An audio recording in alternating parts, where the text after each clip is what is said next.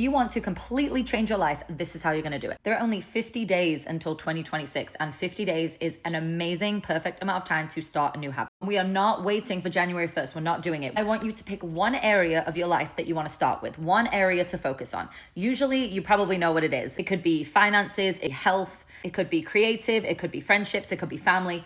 Anything. The first thing you're going to do is sit down and have an accountability talk with yourself. Literally, get real with yourself about where you are now and where you want to be. You are the only one that knows the truth. The people around you may be saying something different. They also don't know what your goals are or where you think that you can be in your future. So they're always going to approach you differently than you can actually approach yourself. Now, you're going to write down where you are now and where you want to be in a year with this specific area of life. Let's use friends as an example. Say right now you have one friend or no friends at all. In a year, you envision that you have a full group of friends. Maybe that's 6 or 7 friends. Maybe everybody knows each other and you actually have a little crew that you do things with and you guys plan things and you hang out all together. So now you've got where you are and where you want to be. The space in between is what we always forget about. We have these goals, but it's like, how are we going to get there? Now I want you to take stock of the other areas of your life that are affecting this. First thing you're probably going to look at is your calendar. Where are the times that I'm creating to be outside and be social? My finances. Do I have a little bit of money set aside? I know the economy is crazy,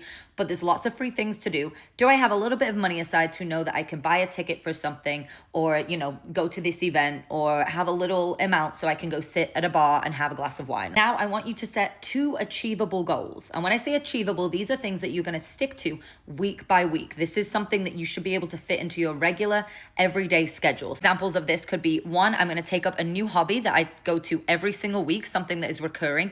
And 2, once a week, I'm going to go outside in my neighborhood, in my community, sit at a local coffee shop and strike up one conversation with a new person. Let's try this exercise a little bit more career focused now. So say right now you are working a part-time job in a restaurant and within a year you want to be fully freelance in whatever your creative career is. Let's say it's dancing. Again, this is where the fun accountability part comes in.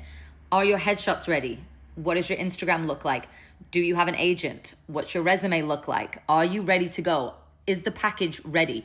Do you feel good in your body? Are you taking classes? So we think about all those things first. Have a hard talk with yourself. Where am I right now?